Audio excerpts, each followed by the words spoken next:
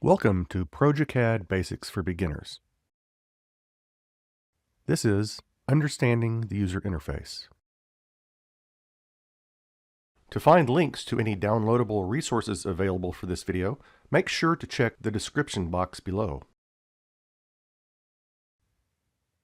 You'll launch progeCAD like any other program on your computer. Double-click the desktop icon or right-click on it and choose Open. You'll initially get a dialog box asking you which ribbon settings you want to use. For now, we'll be using Ribbon Beginner, but don't worry, you can change it at any time. There's also a checkbox in the lower left corner allowing you to suppress this dialog once you get comfortable. If this is your first time opening progeCAD, you'll also get a dialog asking if you want to associate it with DWG files. We suggest that you do. progeCAD will continue to open fully and will initially display the start page. It consists of three parts. Let's take a closer look at those from left to right. The left panel contains easy-to-use buttons to open your DWG files, start a new drawing, or contact our online support. The new drawing also gives you a pull-down menu to allow you to choose from one of our supplied templates or those that you may create yourself. Curious about what is new in the 2026 version? Just click on the large What's New image to go to its page on our website. In the middle of the start page are thumbnails of your recent documents. Initially, you'll see 6 various sample files. Just click on a thumbnail to open the file.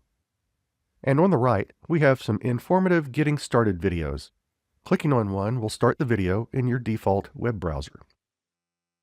For this video, I want to start with a blank new drawing, so I'll click on the New Drawing button and accept the default template.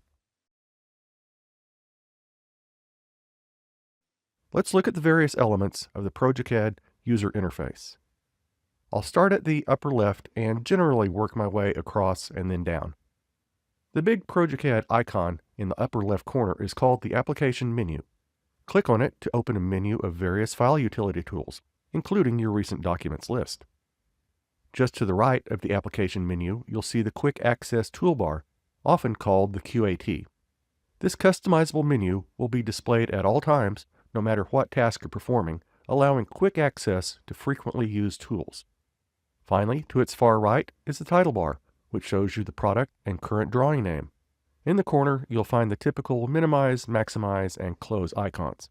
Starting just below the QAT, you'll find the menu bar, which contains grouped pull-down menus for accessing your commands. Below that, you'll see the ribbon menu. I'll explain more about that in a moment.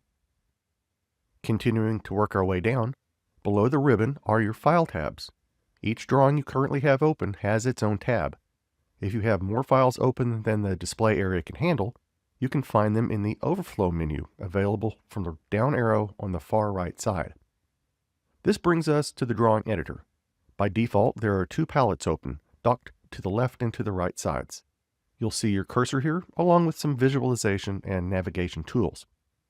Just below the drawing editor, you'll find the Layout tabs, which are specific to the current file. The progeCAD command line is below that. And finally, below the command line, you'll find the status bar on the right side.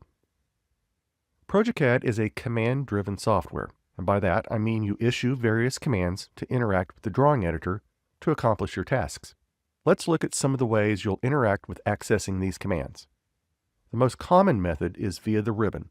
The ribbon consists of tabs, and within those tabs are panels that contain the icons for your commands. You can start a command by clicking on the icon. Some commands have multiple options indicated by a down arrow below the icon. If the panel name has a down icon next to it, you can click on it to access additional commands. Depending on your activity, you may also get a contextual ribbon tab that contains command options that you may use. Here, I am creating some text, and you can see the Text Editor tab displayed and activated.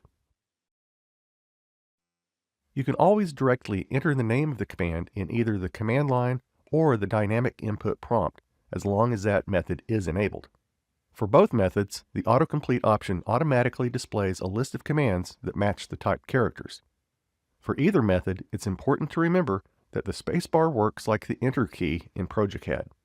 Also, at the command prompt, either will repeat the last command entered.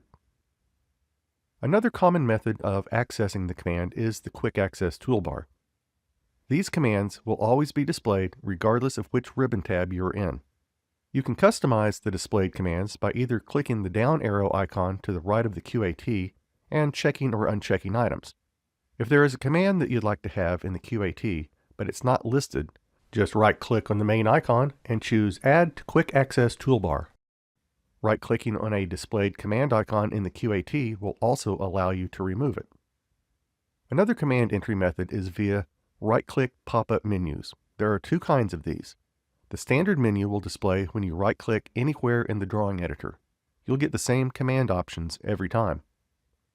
You can also select an entity and right-click, which will display a contextual pop-up menu that will show you options for the type of entity you have selected. You'll often access the status bar during your work. These tools are generally on-off toggles for drafting aids. An icon's blue background indicates it is on. Many of these toggles are also mapped to your keyboard's function keys, such as F8, which toggles ortho mode. progeCAD has a number of palettes that can be displayed. All palettes have the same set of display options. Here, I'll drag the tool palette into the drawing editor by left-clicking and holding the mouse key down after clicking on the title bar of the palette. Right-click on the title bar of the floating palette to display the palette options. I'll drag the palette back to the right side, and when it's close enough, it will snap into its anchored position. I'll drag it back out and right-click on the title bar again. This time I choose Dock to Right. The palette will again be moved to the right side, but now it's in a collapsed state. Simply roll over the palette to expand it. Using this method, you can have multiple palettes available to you on either side of the screen, thus increasing your screen space while still having your favorite palettes readily available. We began this video by discussing launching progeCAD, opening drawing files, or creating new ones. During the course of your work, or at the end of it, you'll need to save what you've done. There is the typical diskette icon in the QAT that you can use. The Save command is also in the application menu. You can also find it in the File tab's right-click menu. Its alias is SA, and the shortcut keys are Control-S. If your drawing has a name, it saves it to the same name and location. If it doesn't, you'll get a dialog prompting you to rename it. Should you need to save your current file to a new drawing name, there is a Save As command as well.